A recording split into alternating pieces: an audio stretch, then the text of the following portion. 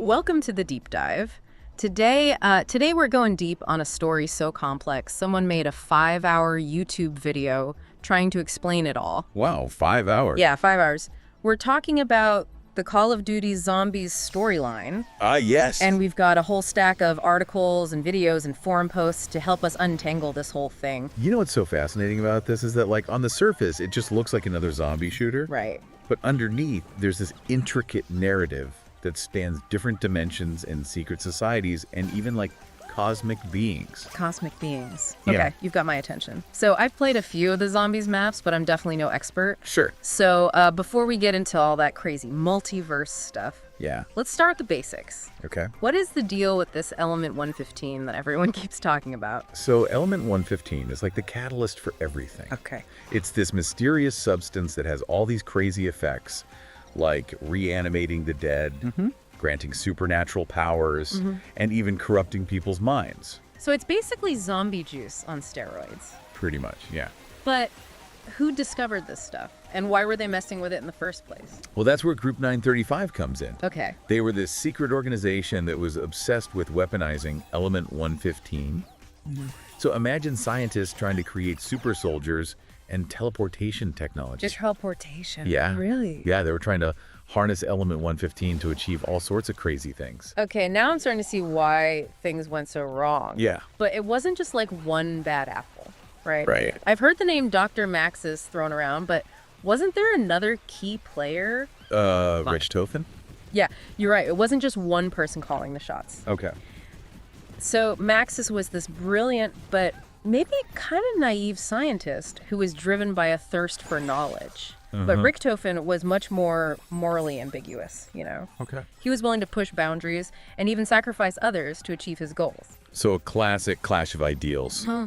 Did their differing approaches contribute to the whole zombie outbreak situation? Oh, absolutely. Okay. You see, Group 935 was not exactly known for ethical practices. Right.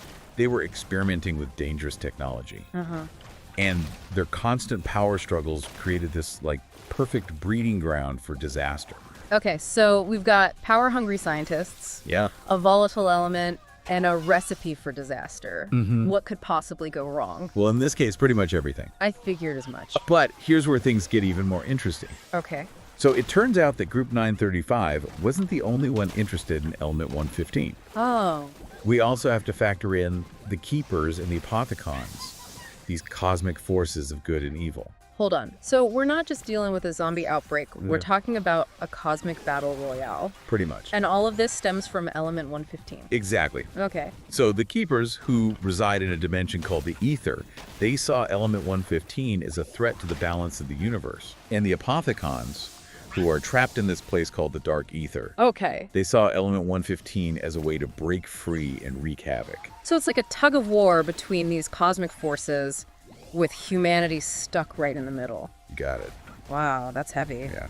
Okay, and somewhere in all of this, we have Samantha Maxis, right? Yes. The daughter of Dr. Maxis. You got it. What's her story? Well, her story is actually one of the most tragic elements of the entire zombies narrative. Okay. So, through exposure to Element 115, she becomes entangled with the Dark Ether. And she's essentially trapped there. She gains immense power, but at a terrible cost. So she's controlling the zombies. In a way, yeah. But is she doing it willingly? Well, that's the thing. Okay. It's not so simple. Right. She wants revenge on those who wronged her, Okay. especially those in Group 935 who she feels abandoned her.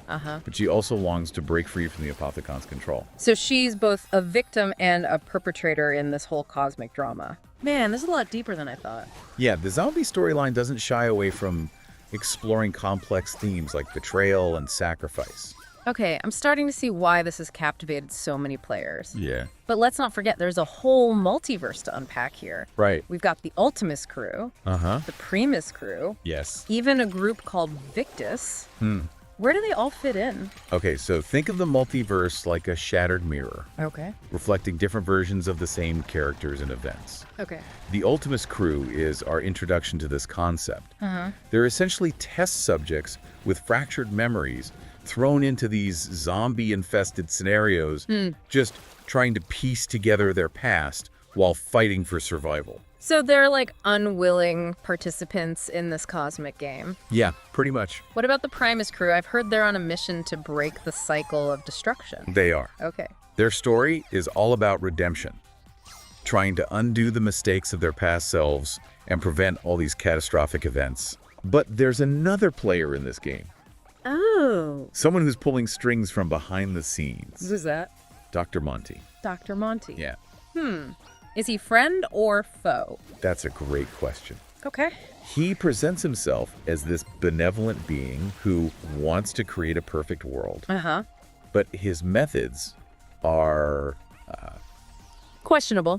let's just say questionable. Okay. He manipulates the Primus crew, offers them this glimpse of a happy childhood in a pocket dimension. Oh, wow. But all the while, he's orchestrating events to further his own agenda. Okay, so we're dealing with unreliable narrators, hidden agendas, Yep. and a multiverse where the lines between good and evil are completely blurred. No, This is getting complex, it is. but we're just scratching the surface, right? Oh, yeah. You mentioned something earlier called the Algorithm device. Right. What is that exactly? Imagine a device that can grant any wish, Okay. reshape reality itself. Wow. That's the Agarthan device. So everyone wants to get their hands on that. But you said crafting this thing requires some pretty disturbing ingredients, right? It does. Like what? Well, things like blood sacrifices and souls that are bound to the ether. Blood sacrifices and souls. Okay, this is officially taking a dark turn. Yeah, it gets pretty intense. But before we dive into the gory details, Sure. I think we need to take a step back and really understand the significance of this device. Okay. Why is it so coveted?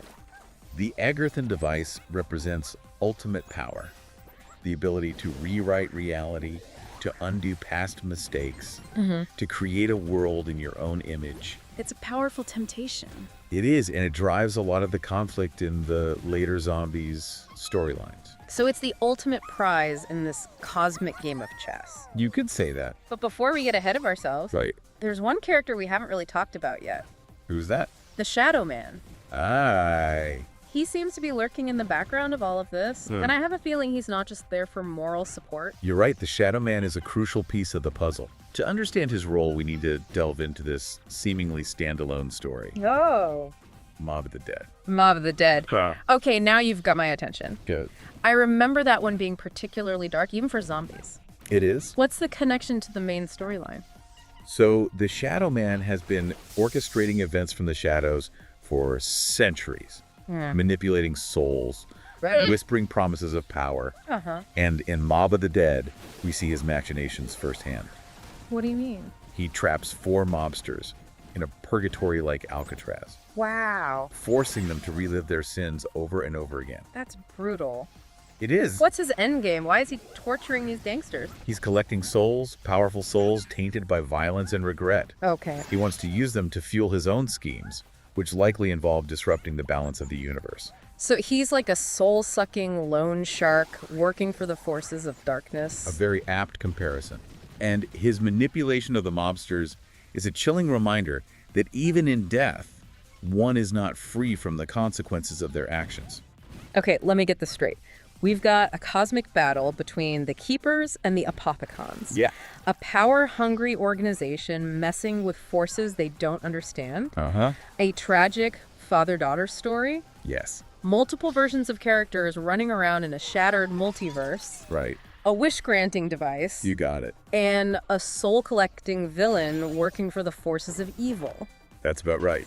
I'm starting to understand why you need a 5-hour YouTube video to explain all of this. You're just getting started. Oh boy. Buckle up, because the next part of our deep dive takes us deeper into the multiverse. Okay. Where we'll explore the Primus crew's mission, the creation of the Agarthan device, Okay. and the ultimate showdown between those vying for control of reality itself. I can't wait. It's going to be wild. Okay, so my brain is still trying to process all that. Yeah, it's a lot. We've got cosmic beings and alternate realities and a soul-collecting villain. Right. But you mentioned that the Agarthan device plays a key role in all of this. It does. Can we maybe dive a little deeper into that? What makes it so powerful? So the Agarthan device is fascinating because it represents this ultimate desire for control. It's not just about power. Right. It's about the ability to reshape reality itself. Imagine being able to undo your mistakes, rewrite history, even create a world in your own image. Okay, that's a pretty tempting proposition, especially in a world as chaotic as the zombies universe. Right. No wonder everyone's after it. But you said that crafting this device requires some pretty disturbing ingredients. It does. Can we talk about that? Sure. So the process of creating the Agartha device is almost as complex as the storyline itself. Okay. It requires 4 key components. Okay. You need the blood of an ancient apothecon, a focusing lens, Okay. elemental shard, and perhaps most disturbingly, 4 souls bound to the ether. Souls bound to the ether. Okay, that's a little creepy. Yeah, it's pretty dark. What's the significance of each of these components? It can't just be about shock value, right? You're right, there's the deeper meaning behind each ingredient. Okay. The blood of an ancient apothecon represents the raw power of the dark ether. Uh-huh. The focusing lens symbolizes the ability to harness and direct that power. Okay. The elemental shard, often tied to element 115, acts as a conduit between dimensions. And the souls, well, they're the fuel, Okay. the life force that animates the device and allows it to manipulate reality. So it's not just about gathering random ingredients. Right. There's a symbolic, almost ritualistic element to it. Exactly. Like some kind of unholy alchemy. You got it. And this whole process really highlights the dark side of ambition, right? It does. The lengths people will go to achieve their desires, even if it means sacrificing others or tapping into these forbidden forces. Yeah, it's a dangerous game they're playing. That makes sense. And speaking of ambition, we have a few key players who are particularly obsessed with this device, right? You do. Dr. Monty and Richtofen immediately come to mind. Yeah, they're both after it for their own reasons. What are their motivations? So, Dr. Monty, despite presenting himself as a benevolent being, Yeah. he desires control. Okay. He wants to create a perfect world, but it's a world devoid of free will, where everyone is essentially a puppet dancing to his tune. That sounds more like a dystopia than a utopia. It does, doesn't it? What about Richtofen? What's his endgame? Richtofen is driven by a different kind of ambition. Okay. He doesn't necessarily want to control others. He wants to transcend control itself. He sees the Agarthan device as a way to break free from the constraints of the multiverse. Wow. To become this master manipulator of reality, rewriting his own destiny Interesting. and escaping the consequences of his actions. So it's a clash between two very different visions for the future.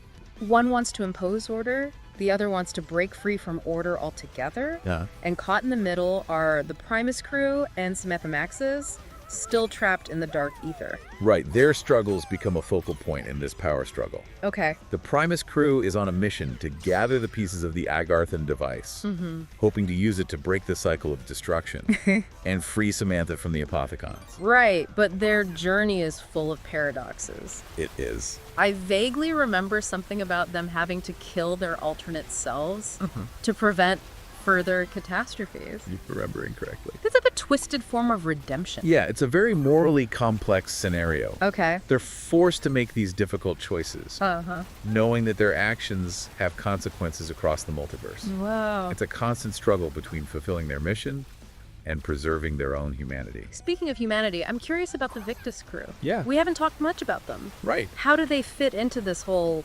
cosmic game of chess? So the Victus crew represents the resilience of humanity in the face of all this unimaginable horror.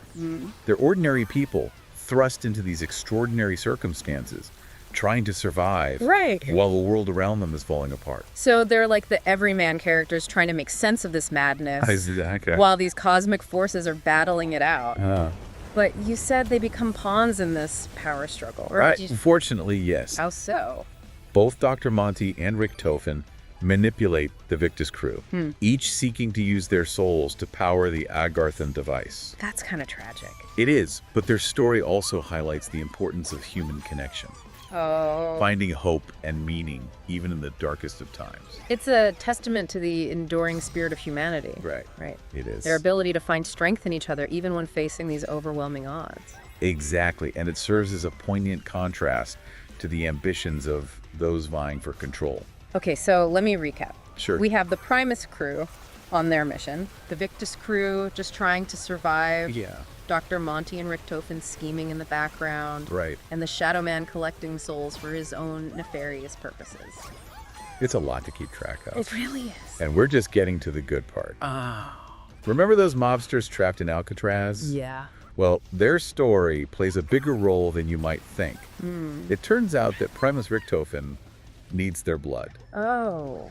for a specific ritual that will help him manipulate events and break the cycle of destruction. So he's using their suffering to further his own agenda. It's not exactly ethical, but that's Richtofen for you. But wait, his goal is to break the cycle? Isn't that the same with the Primus crew's mission? That's the catch. Okay. He wants to break the cycle, but not for altruistic reasons. What do you mean? He wants to rewrite reality in his own image. So it's a battle for control, not salvation. Pretty much. That's a big difference. It is. Now, before we move on, I have a question about Dr. Maxis. I know he sacrifices himself to try and stop Richtofen, but what happens to him after that? Does he just disappear? That's where things get really interesting. Okay. So Max's consciousness doesn't just vanish. He becomes this digital entity. Like a ghost in the machine. Exactly. And he can manipulate technology and influence events from beyond the grave. So he's watching over his daughter, trying to stop Richtofen. You got it. It's a reminder that even in death, the bonds of love can transcend the boundaries of reality. It's a powerful concept. Okay, my mind is officially blown. Good. We've got a cosmic battle, a soul-collecting villain, a wish-granting device, a father's love transcending death, and a final confrontation looming on the horizon. We do. I can't wait to see how it all ends. Buckle up, because the final part of our deep dive is where things get really wild. Okay. We'll explore the climax of this multiversal saga, the betrayals, the sacrifices, and the ultimate fate of the Primus crew, Samantha Maxes, and the fabric of reality itself. Oh boy, I'm ready. Okay, so we've talked about how the zombie outbreak started and who the key players are, and just how massive this whole multiverse conflict really is. It's huge. But now I really want to know how it all ends. What happens in this final confrontation? So the climax of the zombie storyline happens in this place called Agartha. Agartha. Yeah, it's like a nexus point where all these different realities kind of converge. And it's here that the Primus crew tries to assemble the Agarthan device and confront everyone who's threatening the multiverse. Okay, that sounds like a recipe for disaster. So many powerful forces all in one place. It is. The tension is palpable. Who makes the first move? Well, the Primus crew is already kind of fractured at this point. You know, they're torn between their loyalty to each other and their different beliefs about how to actually save the multiverse. Right. And then you have Richtofen always scheming, always trying to manipulate the situation to his advantage. Of course. And then there's Dr. Monty lurking in the background, watching everyone's every move. Like a puppet master. Exactly. Just waiting for the perfect moment to reveal his true intentions. It sounds like a powder keg ready to explode. Oh, it is. But before we get to the fireworks, I have to ask about Samantha. Yeah. What's her role in all of this? Samantha's journey is really fascinating. Okay. She starts out as this innocent victim, you know, caught between her father's ambitions and the Apothecons. But over time, she becomes incredibly powerful. So she's not just a damsel in distress anymore. No, not at all. She's a force to be reckoned with. But is she on the side of good or evil? That's a tough question. Okay. Her motivations are really complex.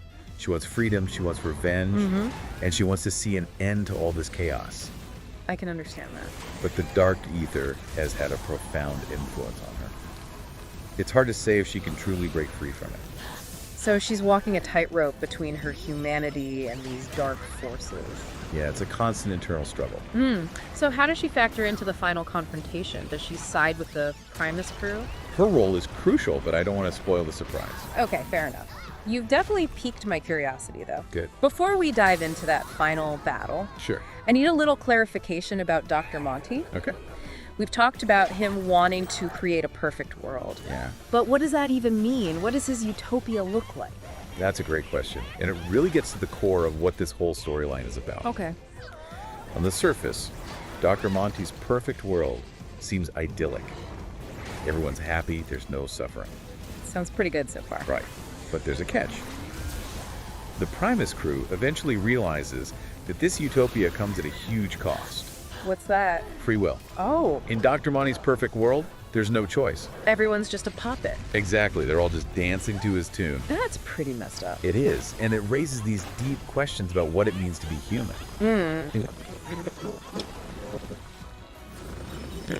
Individuality. Or is the ability to choose, even if it leads to pain, more important. Man, that's heavy stuff. It is, but the zombies storyline doesn't shy away from these big philosophical questions. I like that. So, getting back to the action. Yeah. What happens when the Kramus crew finally faces off against Dr. Monty? Well, it's a pretty epic showdown. The Primus crew realizes they've been manipulated, and they rebel against Dr. Monty. They're not going to be his puppets anymore. Nope. They refuse to accept his vision of a perfect world. Okay. And a massive battle breaks out, like a clash of cosmic forces that shakes the very fabric of reality. It's freedom fighters versus control freaks. Pretty much. Who wins? Well, the outcome is both unexpected and kind of bittersweet. Okay. In a final act of sacrifice, Richthofen uses the Agarthan device to wipe out the Apothicons and Element 115 completely. Wow. So he essentially reboots the entire multiverse. Like hitting the reset button. Yeah, and this creates a new timeline that's free from all these corrupting influences. So he saves the multiverse, He does. but at a cost. Right, because this reboot creates a clean slate, which means that all the original characters, their memories, their experiences are all gone. So they don't exist in this new reality. No, they're erased. So all their struggles, their sacrifices, it was all for nothing. Well, that's a matter of perspective. Their actions might have erased them from existence, but they also created a brighter future. Okay. A multiverse free from the Apothicons and the horrors they unleashed. So their legacy lives on. Exactly. It's woven into the fabric of reality itself. It's a bittersweet victory, for sure. It is. But it speaks to this idea of sacrifice that runs throughout the whole zombie story. These characters give up everything to ensure the survival of something greater than themselves. Wow, that's powerful. And it leaves us with a sense of wonder, you know? What's going to happen in this new multiverse? Yeah, so many possibilities. And it reminds us that even stories about zombies and cosmic horror can explore these really deep themes. Like what? Like love, loss, sacrifice, and the strength of the human spirit. You've definitely given me a new appreciation for this whole storyline. I'm gonna have to go back and play some of those maps again. You should. Pay closer attention to all the details. There's so many layers to unravel. Maybe I'll even check out that 5-hour YouTube video. Who do it? You never know. You might uncover some hidden secret or clue that leads to an even deeper understanding of this universe. I'm up for the challenge. Thanks for taking us on this deep dive. You're welcome. It's been fun. It's been a wild ride. Until next time, keep those brains sharp and those eyes peeled for Easter eggs. Happy hunting. And remember, the truth is out there somewhere.